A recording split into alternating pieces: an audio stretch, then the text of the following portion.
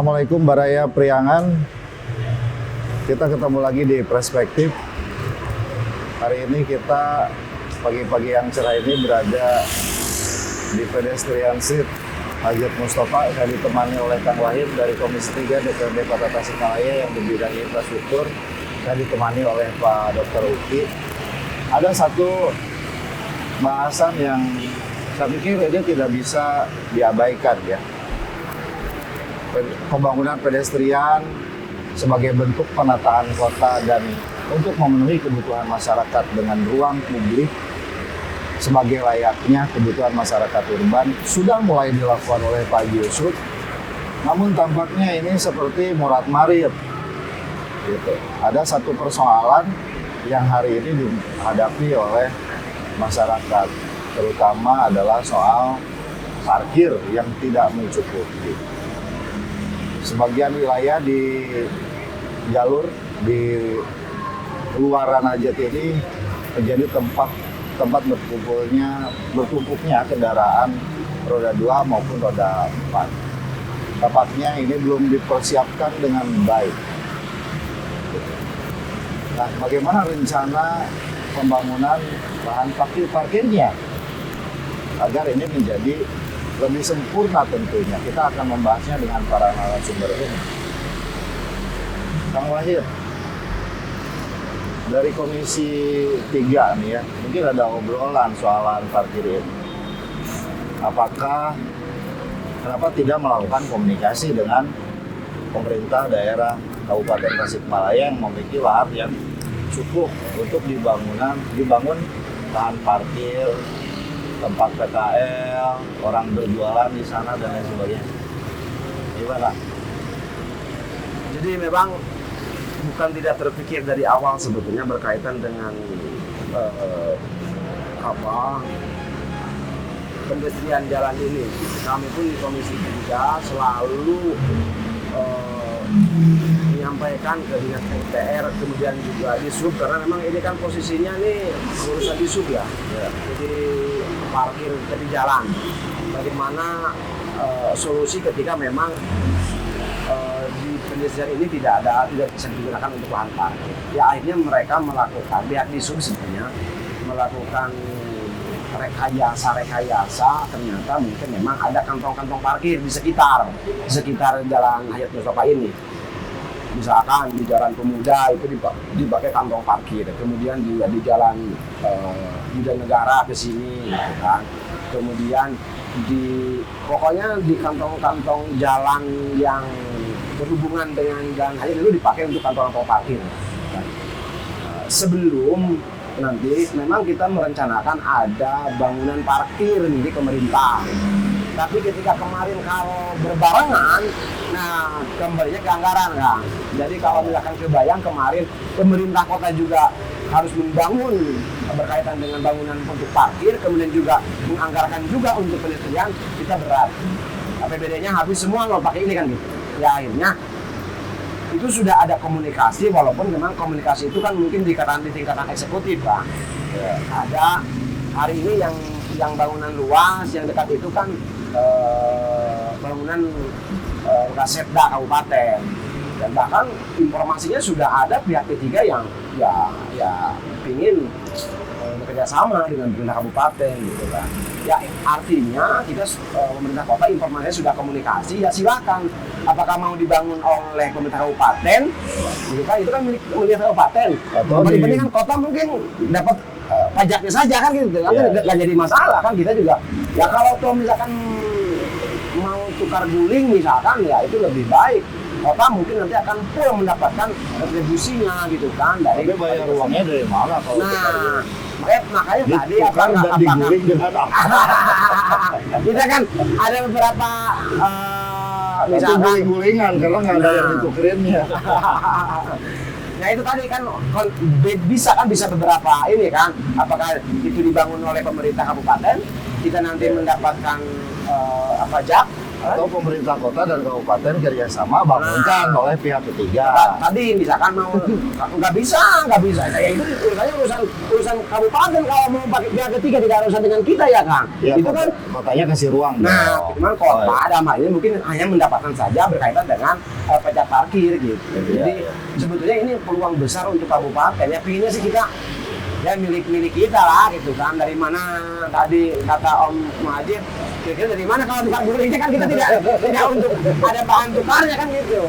Untuk membangunnya aja nggak ada, apalagi untuk beli tanahnya gitu maksudnya. Dan saya pikir ini pemerintah kan di orang tua dan anak lah ya, maksudnya kabupaten dan kota ini bukan siapa-siapa gitu ya. Gimana Kak Mungkin? Ya, sekarang itu kan paradigma berpemerintahan itu kolaboratif governance gitu. Jadi dalam hal ini tiga kepentingan di sini, pemerintah, kemudian publik dan swasta.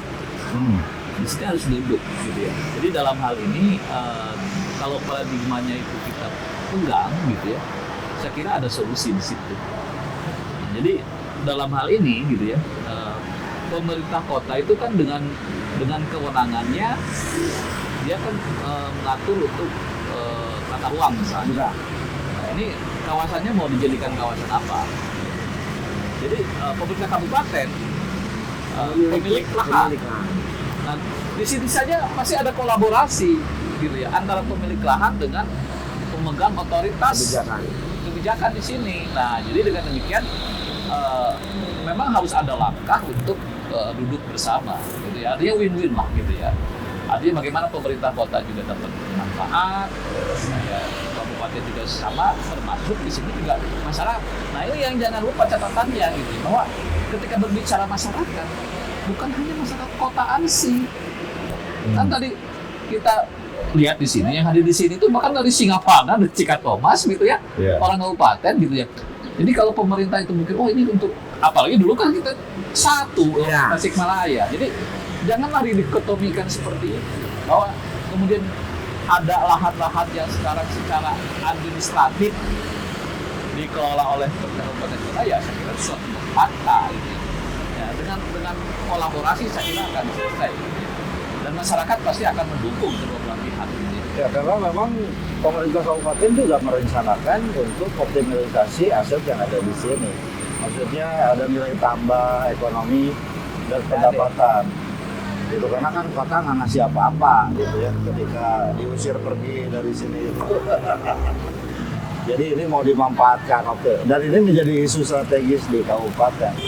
Bagaimana di DPRD sendiri? Apa ada komunikasi formal antara DPRD dengan DPRD supaya ini menjadi konsep bersama? Ya, secara teknis itu kan tadi itu urusan ketika teknis urusan eksekutif ya, urusan eksekutif. Ketika kita mengundang tadi Dinas PUTR, kemudian juga di Sudam hal ini, kita mencoba komunikasi, akhirnya informasinya sudah ada komunikasi hal itu. Ya, memang yang lebih kuat itu kan antar pimpinan daerah, mungkin kan tingkat komunikasinya kan, tinggal bagaimana, apalagi misalkan tadi lah, kalau sendiri Pak Yusuf juga lama kan di Kabupaten Tasik, tahu persis seperti apa, tinggal bagaimana serius atau tidak hubungan komunikasi ini, karena memang jujur berkaitan dengan kalau toh terjadi tadi misalkan apalagi berkolaborasi, ini menguntungkan semuanya kan, menguntungkan pemerintah kabupaten, juga menguntungkan pemerintah kota, apalagi juga masyarakat merasa terfasilitasi berkaitan dengan parkir, karena memang salah satu alasannya tempat susah parkir, jauh ke parkir, kebayang gitu kan, parkirnya aja belum terlalu siap, tapi masyarakat sudah antusias gitu kan, banyak, apalagi kalau parkirnya lebih dekat, pasti ini bakal lebih penuh kan gitu. Ya. Nah, oke, kira-kira langkah yang konkret yang harus dilakukan apa ini? Apa komunikasi antar kepala daerah atau bagaimana?